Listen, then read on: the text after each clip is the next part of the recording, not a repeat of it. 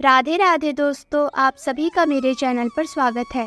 आज मैं आप सभी लोगों को आषाढ़ माह के शुक्ल पक्ष की देवशयनी एकादशी व्रत की कथा सुनाने जा रही हूँ। कृपया करके इस वीडियो को पूरा जरूर सुने और इसे बीच में ना छोड़ें। हिंदू धर्म में कलयुग में मानवों के कल्याण व उद्धार के लिए एकादशी व्रत को सभी व्रतों में उत्तम बताया गया है। आषाढ़ माह के शुक्ल पक्ष की एकादशी को देवशयनी एकादशी कहते हैं और ये बहुत महत्वपूर्ण एकादशी व्रत है।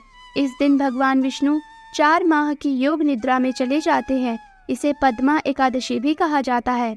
इस वर्ष 17 जुलाई बुधवार को देवशयनी एकादशी का व्रत रखा जा रहा है। मान्यता है कि देवशयनी एकादशी का व्रत रखने से न केवल व्रत रखने वाले बल्कि पूरे जगत का भला होता है। इससे प्राकृतिक आपदाएं टल जाती हैं। इस व्रत को करने वाले को मान्यता अनुसार भगवान विष्णु के बैकुंठ धाम में स्थान मिलता है और उसे मोक्ष की प्राप्ति होती है। तो आइए श्रवण करते हैं देवशयनी एकादशी का महत्व बताने वाली कथा। पौराणिक कथा के अनुसार मानधाता नाम का एक सूर्यवंशी राजा था। वह हमेशा सत्य बोलता था और महान तपस्वी और चक्रवर्ती था। वह अपनी प्रजा की देखभाल अपनी संतान की तरह करता था। एक बार उस राज्य में अकाल पड़ने से हाहाकार मच गया। राजा को प्रजा की चिंता सताने लगी। लोग राजा से अपने कष्ट बताने लगे। इससे राजा बहुत परेशान हुए और इस समस्या का समाधान निकालने के लिए राजा मानधाता भगवान की पूजा कर कुछ विशिष्ट व्यक्तियों को साथ लेकर वन को चल दिए। वन में वे ब्रह्मा जी के मानस पुत्र अंगिरा ऋषि के आश्रम पर पहुंच गए। वहां राजा ने अंगिरा ऋषि से कहा कि मेरे राज्य में 3 वर्ष से वर्षा नहीं हो रही है। इससे अकाल पड़ गया है और प्रजा कष्ट भोग रही है। राजा ने यह भी कहा कि शास्त्रों में लिखा है कि राजा के पापों के प्रभाव से ही प्रजा को कष्ट मिलता है। राजा ने कहा कि मैं तो धर्मानुसार राज्य करता हूँ, फिर यह अकाल कैसे पड़ गया? आप कृपा कर मेरी इस समस्या का समाधान करिए।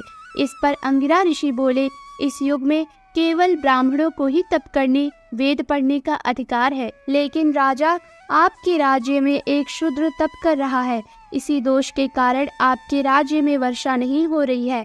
अगर आप प्रजा का कल्याण चाहते हैं तो शीघ्र ही उस शूद्र का वध करवा दे।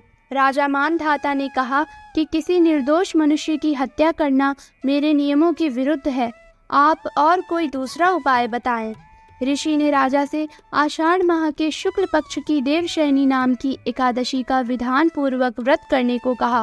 वे बोले, इस व्रत के प्रभाव से तुम्हारे राज्य में बारिश होगी और प्रजा भी पहले की तरह सुखी जीवन यापन कर पाएगी। राजा ने देवशयनी एकादशी का व्रत पूजन का नियम अनुसार पालन किया, जिसके प्रताप से राज्य में फिर से खुशहाली लौट आई। कहते हैं मोक्ष की इच्छा रखने वाले मनुष्यों को इस एकादशी का व्रत करना चाहिए।